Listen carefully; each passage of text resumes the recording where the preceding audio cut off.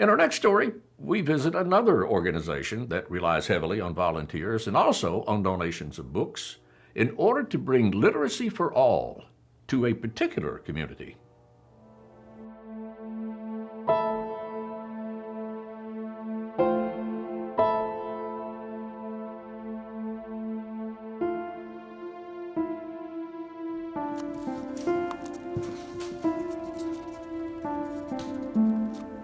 I'm actually one of the founders of Big House Books. So in 2014, a Books to Prisoners group from North Carolina came to a space that I co-owned to present an event, and they also included a plea for people to start a Books to Prisoners nonprofit in Mississippi. So I was one of the people who raised my hand and started making it happen. One of the reasons that the project appealed to me was that there was an urgency in terms of serving Mississippi's prisoners. People who are incarcerated often haven't had a chance to educate themselves or be educated. They've grown up in circumstances that did not favor education or didn't give them a chance to spend the time on those things like kids from privileged situations may have been able to. So for the most part, we see people who were never engaged in reading before getting excited about reading because now they have the time and they realize that it's really important. Many of the prisoners are low-level readers or functionally illiterate and have other people write the letters.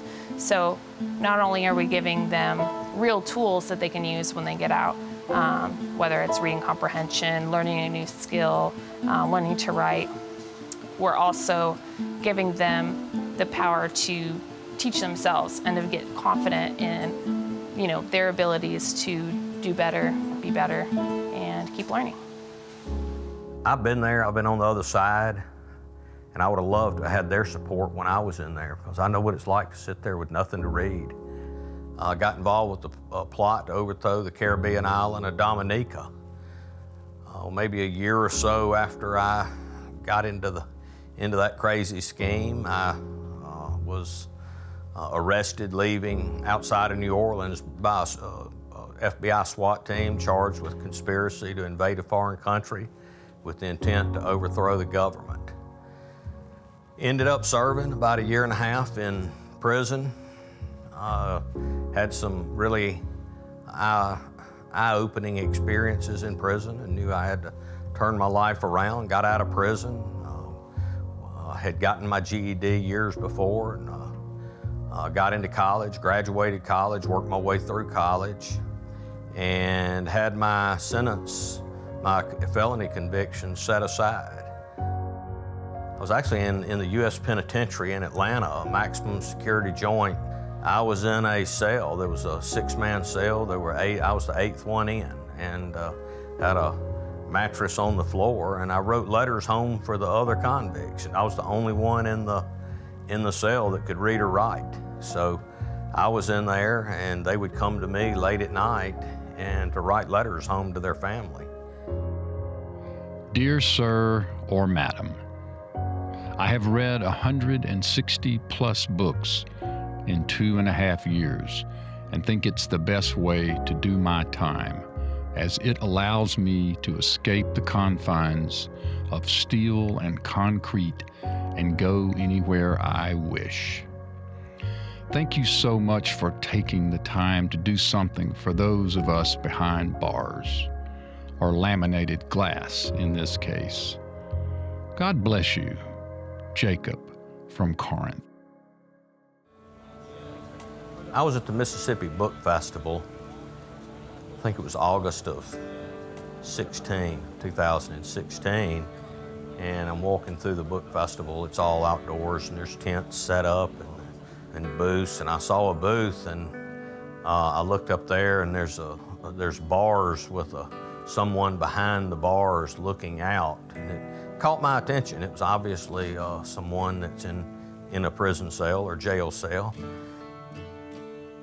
And so I approached the booth and saw the name, Big House Books, asked them what they did, and they started explaining it to me. Now, I remember the volunteer that was there had a loose leaf binder and wanted to show me the letters that had been written by convicts that were requesting books, and turned the the binder around to me, and I told her, I said, I don't need to read it.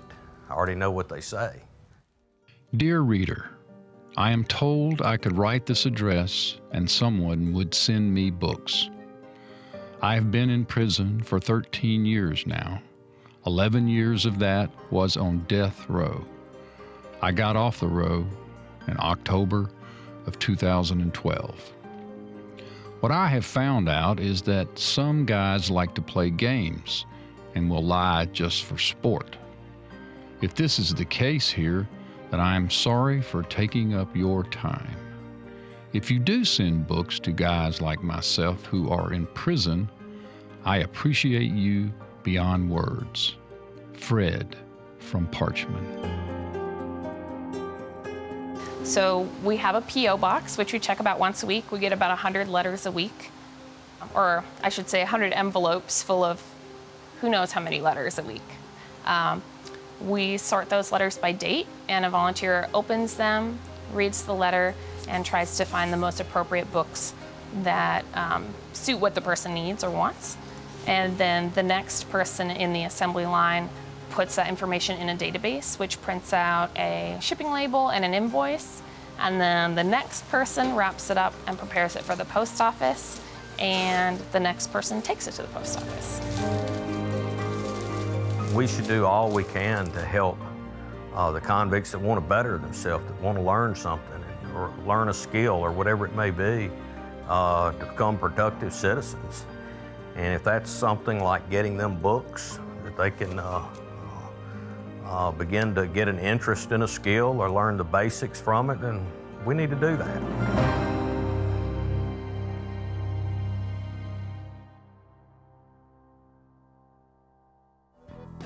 Thanks for joining us. If you like what you see, subscribe to Mississippi Public Broadcasting. Till next time, I'll be seeing you on Mississippi Roads. Down Mississippi.